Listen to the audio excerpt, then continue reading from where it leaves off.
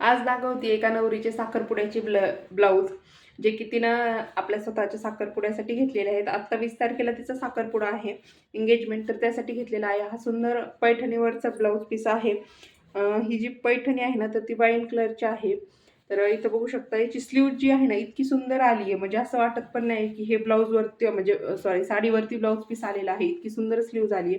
इथं बघू शकता तुम्ही किती सुंदर अशी स्लीव्हला डिझाईन आहे. ह्या दोन्ही स्लीव्ज आहेत आणि त्याचा बॅक पार्ट जो आहे तर तो देखील असा सुंदर आलेला आहे. आणि याचा फ्रंट नेक जो आहे ना, तर तो असा आहे. हा ब्लाऊज आपल्याला स्टिच करायचा आहे आणि याला जे आहे ना, स्लीव्जला खाली आपल्याला लटकन्स बनवायचे आहेत तसंच. तर ते देखील तुमच्यासोबत शेअर होणार आहे. आणि अजून तिचा एक हा देखील ब्लाऊज पीस आहे, जो की नेटच्या साडीवरचा आहे. तर तो देखील असा आहे, त्याला देखील अशी स्लीव्जला डिझाईन वगैरे आहे.